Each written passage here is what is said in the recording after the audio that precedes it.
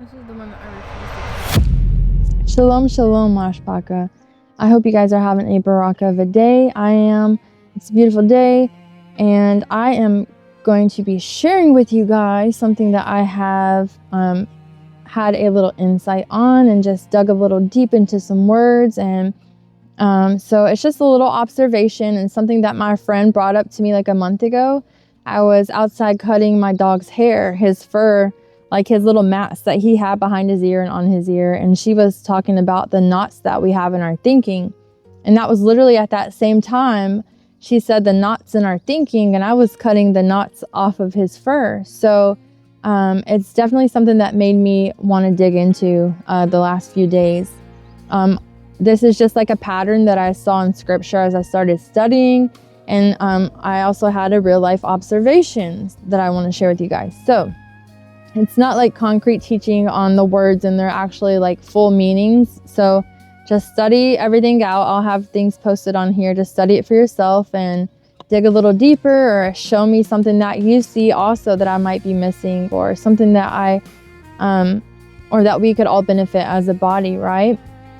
So I started looking into the word bound, because when we think about knots, like what is a knot? It is something that is bound. So I started with Psalms 107:10. I actually read from 107:4 to 107:20. So you guys can read that, but this is just a few verses. It says, "Some sat in darkness and in the shadow of death, bound in affliction and irons, because they rebelled against the words of all and despised the counsel of the Most High. And he humbled their heart by toil. They stumbled, and there was no one to help. And they cried out to Yahuah in their distress, and he saved them out of their troubles. He brought them out of darkness and the shadow of death, and he broke their chains in pieces." All right. So that word bound, very interesting, very, very interesting. So the pictograph is a picture of a thorn representing a turning. The head is a picture of a head. Combined, these mean to turn the head, the turning of the head to another direction. All right. Or one who rules turns the people to his direction. All right. So I'm seeing this obviously as a negative sense, right? To be bound. So I'm picturing a thorn that comes up and it's in the turning, right? It represents a turning, and it's catching things like a net.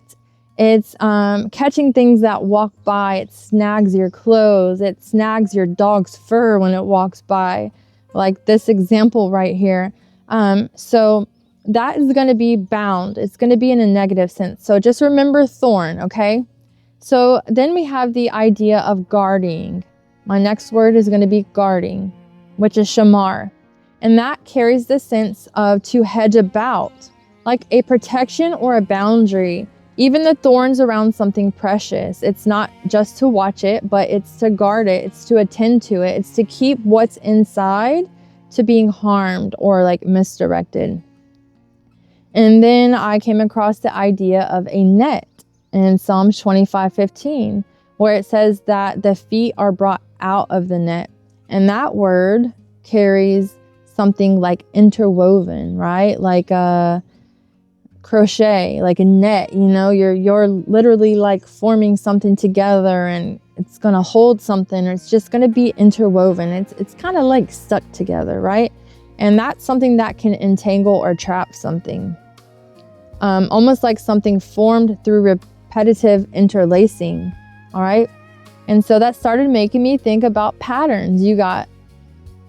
All right. So I was looking at my dog's hair, and I noticed how quickly those knots or those dreads formed. Some were layered. Some were like one whole dread. Some of them were layered like by thin strands, right? You have one that's a little dread, and then there's like a little string, and then another dread, and then a string, and then another dread. It was crazy. I was like, how does this happen? It really blew my mind. I'm like, how does that dread get tangled like that, and then a little piece of hair, and then another dread?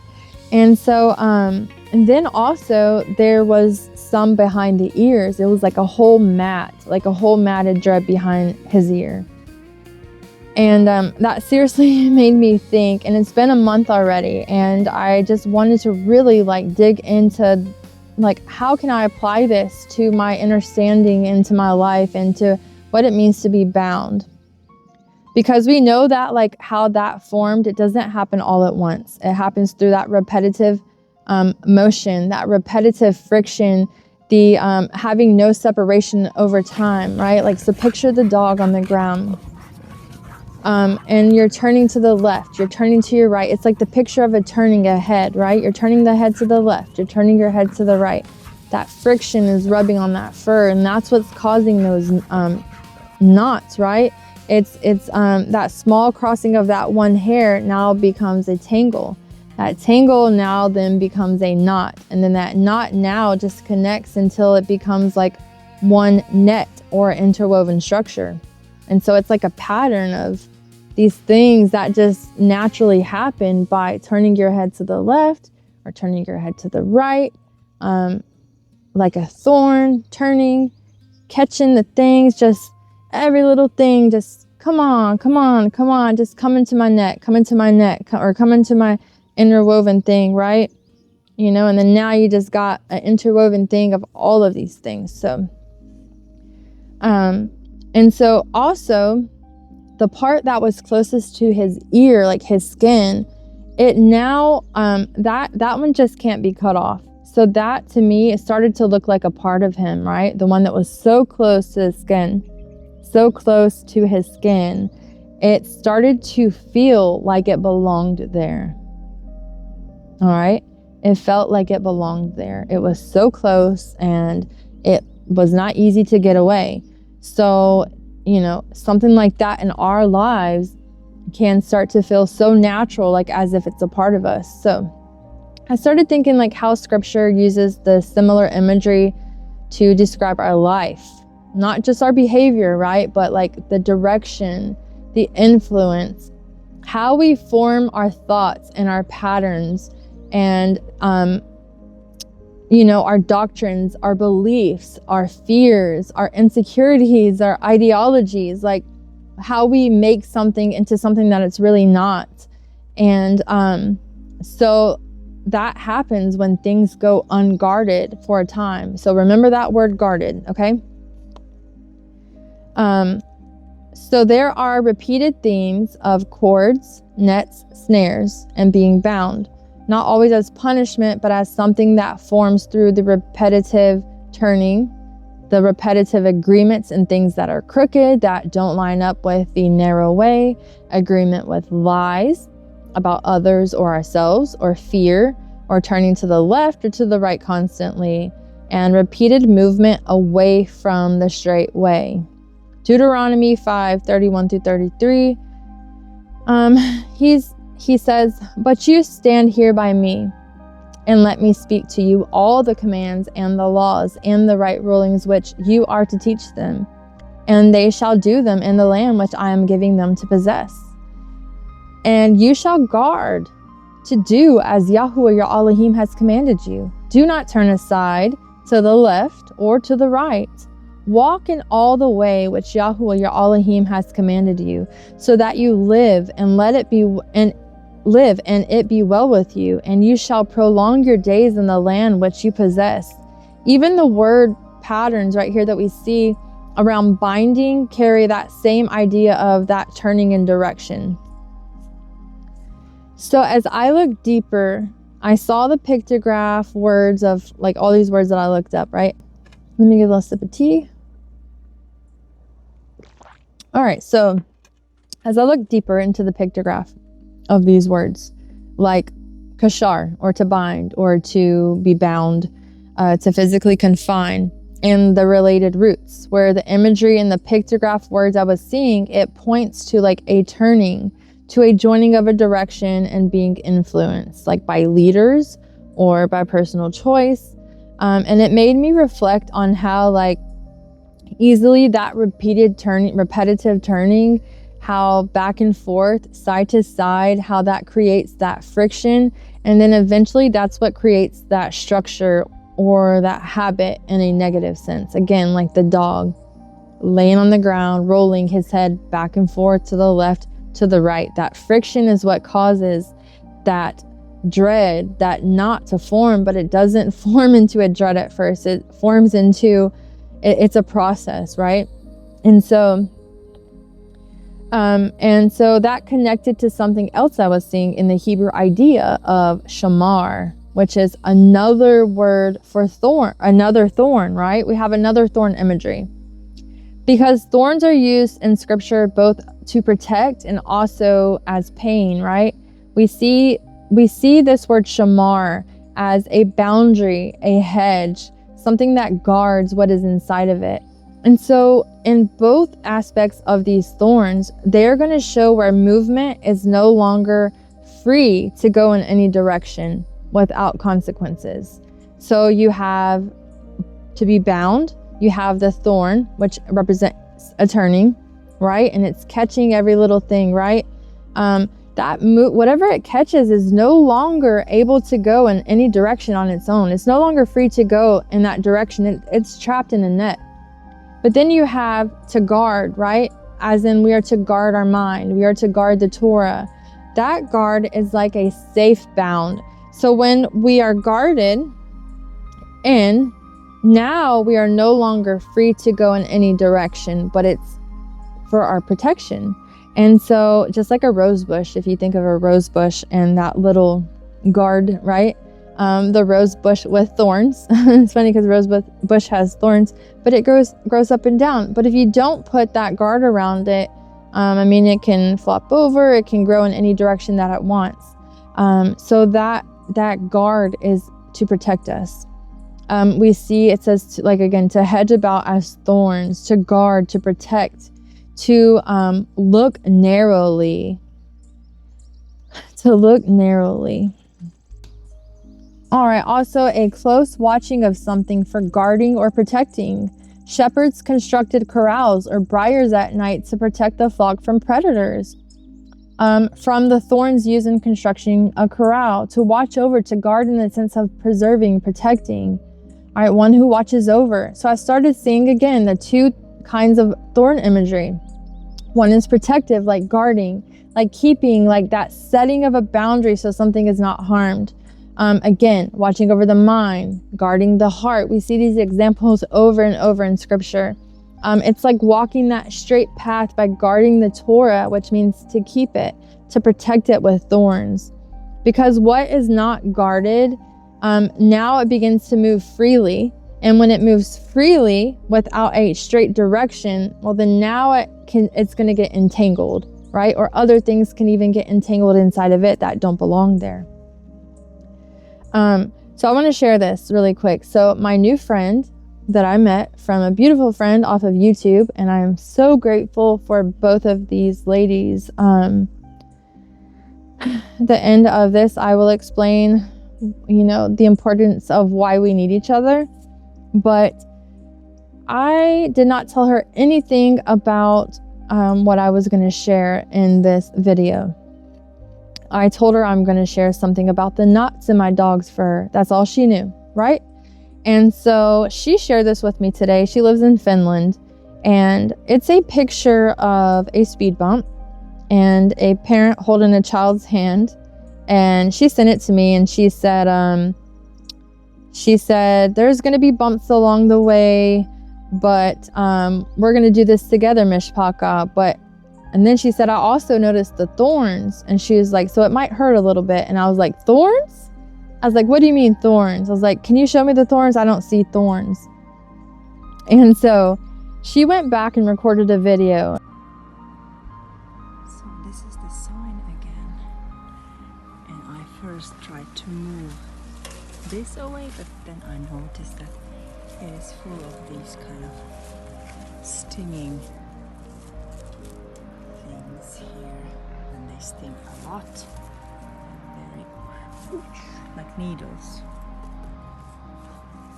Sorry.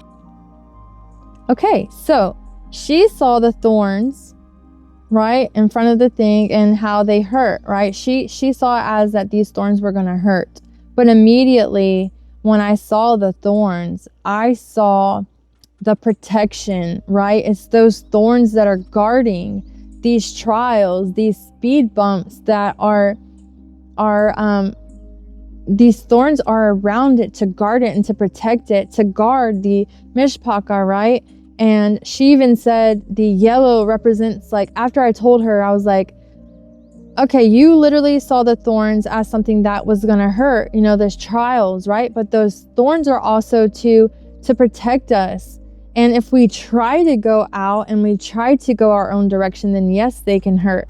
And I loved her perspective on this. She said, the yellow is like we're surrounded by the light, and the red is as if we are covered in his blood. And I'll get into that in the end. And I was just like, I love you, sister. Like, I love how you can share this with me, how you sent the thorns and you had no idea I was studying on thorns, and how you saw the thorns that they were hurting, like they were blocking the picture, the sign. But I see them as a hedge of protection to guard that family, to guard those bumps, the trials and stuff. So it was just beautiful. And so we see the other set of thorns, right? That happens when the direction is lost or influenced, like someone turning it away from the straight path, right? And then what was straight now begins to get entangled, or it was supposed to be protected and now it's not. So that same pattern begins to show up like in being bound.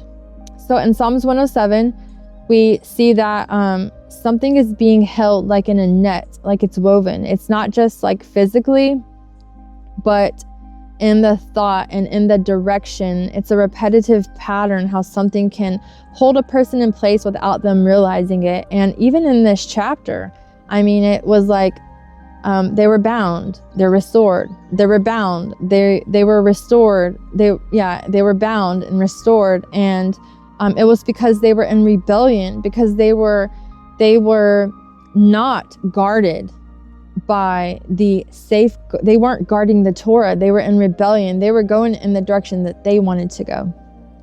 And Psalms 51:10 says, "Create in me a clean heart, O Yahuah, and renew a steadfast ruach within me." All right, so that idea of to renew, it carries that same sense of like returning, like turning back, being brought back into that previous state of what it was intended to be. All right, so we see here that it says returning back to a previous state or place. Return again, to turn back, away, restore, to render, to recompense, to recover, to deliver, to put. All right, so it's almost like that opposite movement of entanglement, or as if it completes like a 360. And so this pattern that I see, and it was like entanglement going to the left, to the right, and side to side. And then yet there's restoration. There's that yasha. It's that restoration, that deliverance, to be saved. Yasha, Yahusha, yasha, right? And that means to renew something, means to make it straight. And that's what he came to do, to deliver us and to set us free. To set us free from what? From bondage. That word free means to be free from bondage. And he came to set us on that straight path. And so Psalms 25:15, it talks about being brought out of that net. That same interwoven pattern that can trap a person, like leaders or influencers or systems that lead people away from the straight path. And we see a history of that in religions, and even in the biggest religion in America. You guys know what that is. All right, so these are leading people away from that straight path. I was there, like I was led away by leaders. I was led away by influencers. I was led away by myself.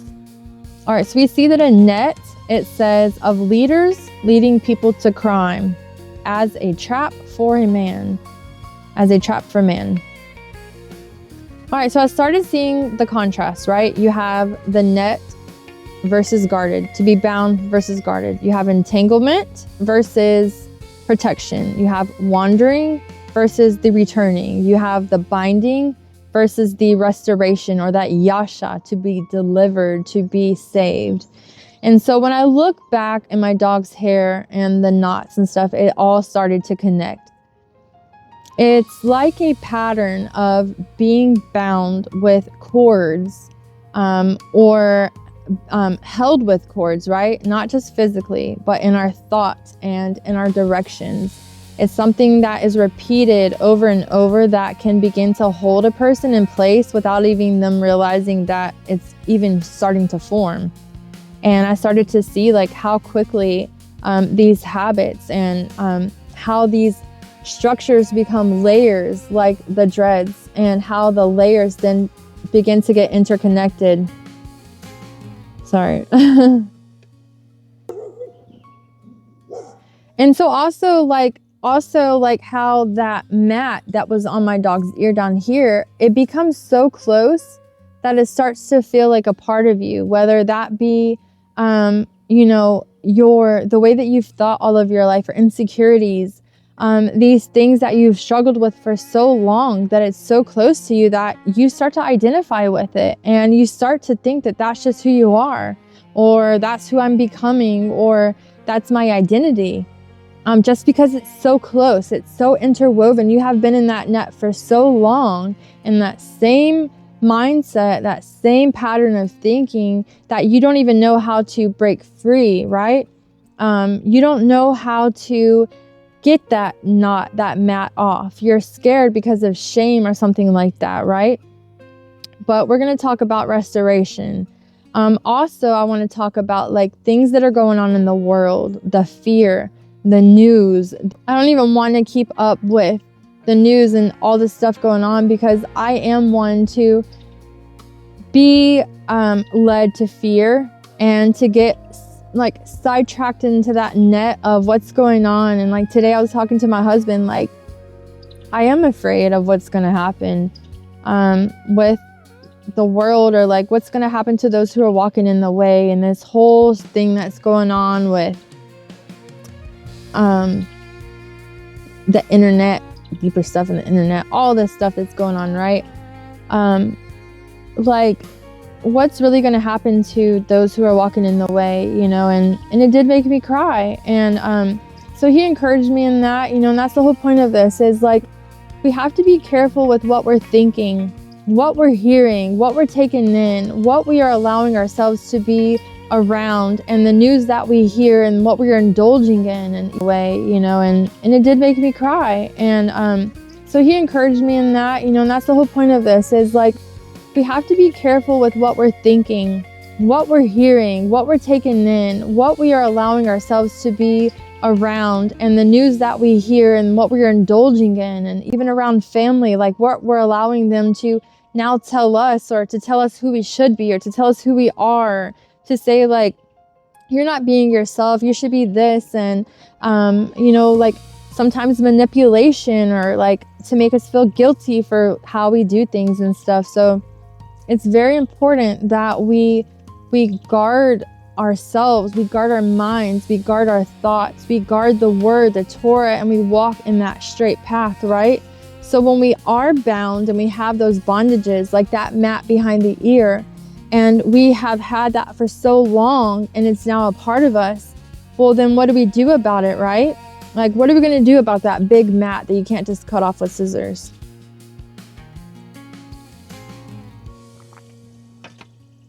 Because just like the dreads formed gradually, these things also can be restored gradually. Not through force, but through carefully being patient, like,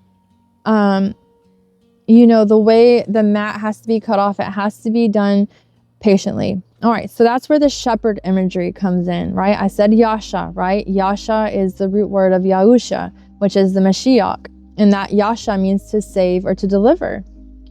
And so that's the cry of my heart, this part right here, the shepherding of the sheep. All right, so it gets a little deep. It's a little emotional for me, because like these friends that I have been sharing one thing, and then I've been studying something, and then like I share that with them, and it's like it ties together. It's like this big puzzle piece that's being fit together to undo these knots in my thinking, to undo the knots in my husband's thinking. My friend did say that she believes that Yah put us together to break these knots up, to get these knots out of our thinking between me, my husband, and the two ladies that we're talking to. Like, she knows her, so we're all now talking together, and we're growing, and we're learning, and we're studying, and we're sharing, and we're undoing traumas. We're helping each other overcome the traumas and the lies and the manipulation and the things that have been bound in our lives and our hearts and our minds for so long. So it's so beautiful to me. But we do have a shepherd, and we also are to be careful with how we shepherd other people, right? And so my cry of my heart, so the sheep, we are his sheep.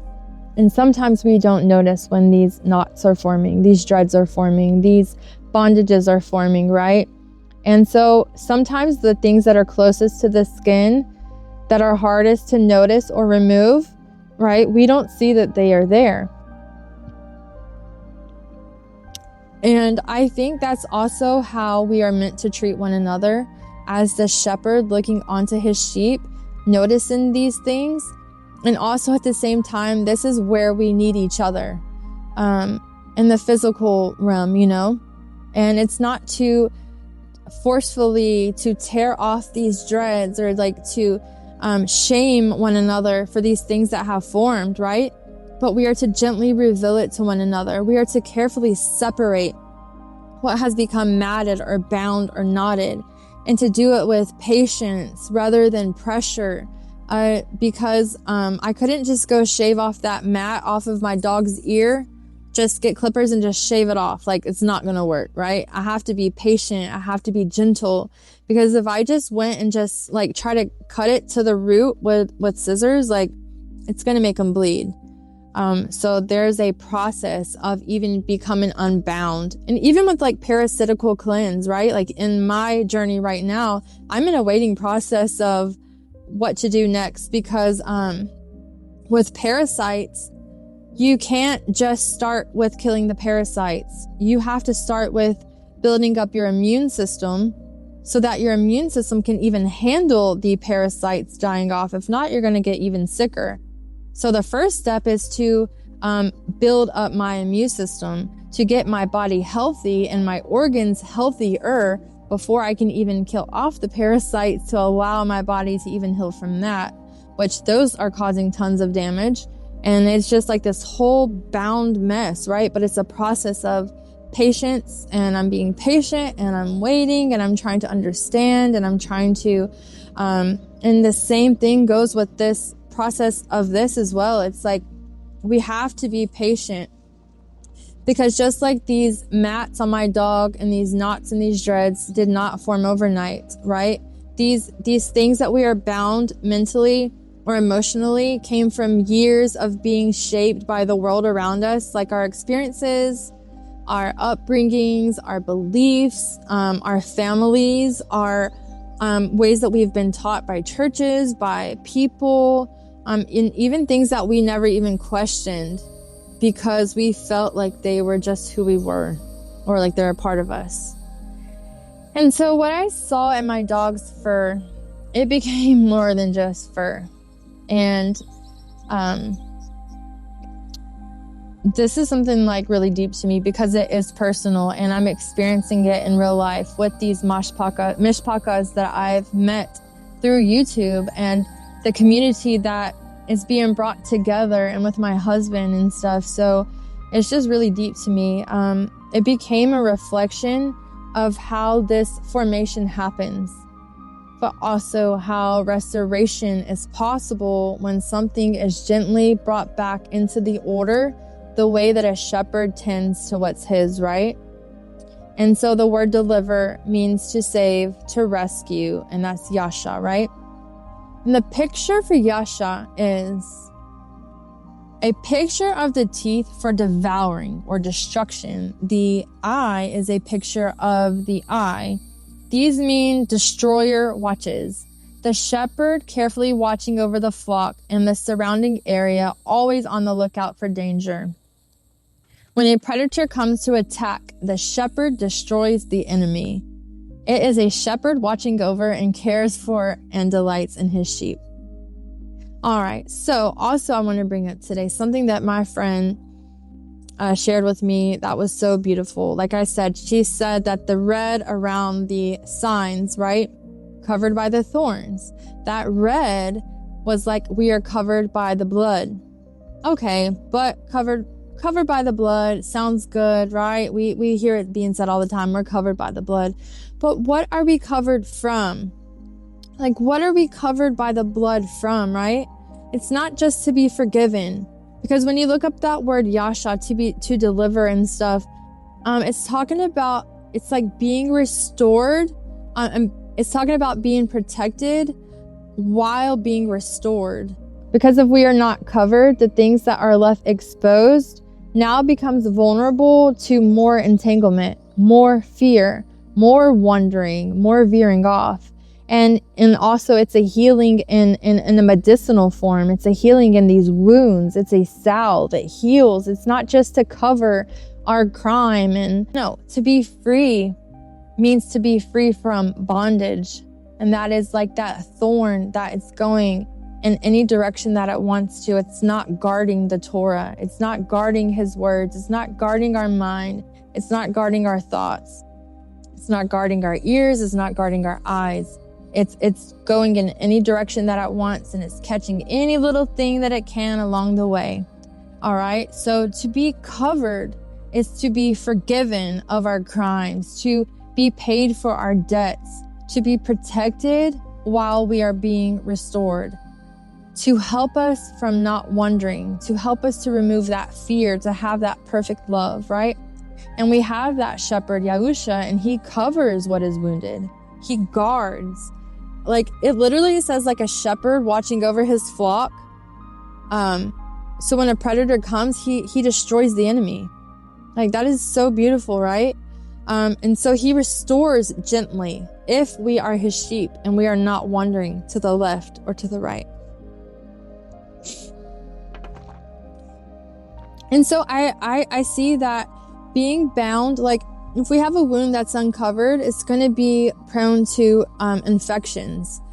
So I see that maybe being covered by his blood is not just pretending like these knots, these traumas, these bondages we are to avoid them. Like, let's just pretend like they don't exist. Let's not address them. Let's pretend that everything's fine. Let's not examine ourselves. Let's not examine ourselves through the word. Let's not examine ourselves in our speech and our thought processes and what we see, what we hear. Because sometimes we can feel like it's a discomfort, right? Because now we're addressing these things. We're being humiliated. We feel shame. But I believe that being covered is going to that shepherd, right? And allowing him to allowing ourselves to be kept by him, right? While he patiently brings what is tangled back. He's bringing it back into the order that it was supposed to go, in that straight way, right? When we guard, remember, to renew or to restore is to bring it back. It's like bringing it back straight. And so when we guard his commandments, right? When we guard his commandments, then he is guarding us as the shepherd, and we are following him as the shepherd leads the sheep. And so that's just my little study on being bound on a net, entanglement, right? What it means to be restored, what it means to be delivered. And I just want to encourage everyone to, just to like be able to be that for someone else. Because again, like with these friends that we've met, it just makes me like truly cry, because it's so beautiful that we can be so intertwined with someone that they can use their experiences that they've had and share it with me and help me to grow, to help me see like my unhealthy thinking, right? And I'm able to recognize it, or I'm able to share something with them of their unhealthy thinking, or even encourage them, or help them to see their knots, to see their tangles, and they can help me to see my knots and my tangles. And we're not trauma bonding. We don't like share our trauma just to bond. We are sharing our trauma to be healed. Like, how can I guard them, right, with the word? How can they be guarded with the word? How can these things that they're sharing, how can I take that, right, and encourage them to go in the word, right? So I think that's just something that we need to do for one another, and to be patient with one another. And even in marriage, it's very difficult because there's a lot of walls or like defenses up. But, you know, there's just a way that we have, we're able to help each other. And we're able to encourage one another and to inspire one another. And even though there's that shame there and it's hard, that's how his word, what his word does. His word comes to heal. And so my camera cut off while I was in the middle of recording, and I lost the ending. So I'm just going to wrap it up for you guys. But I do petition that this study was a baraka for you guys. And that's Luke, the one that had the dreads. That's him barking right now. He needs a lot of attention. He is very affection driven. But yeah, so I hope that this is a baraka for you guys. And I encourage you guys to truly be friends with others and to become friends, to learn what that means, and to encourage each other through the word, to pay attention to what we're hearing, what we're looking at, what we're thinking on, what is toxic, what is healthy, what goes outside of the word. You know, let's not continue to have these unhealthy patterns continually over, like doing the same thing and expecting a different result. And so my husband and I, we love you guys. And we are so grateful for every one of you that listens, that likes, that shares our content. And I am a bad speaker, so I had my notes here. So hopefully you guys are able to follow along, because if I didn't have notes, I would be going like that. My brain just goes like that. So we love you guys, and shalom, and may Yah keep you guys safe. We love you. Shalom, shalom.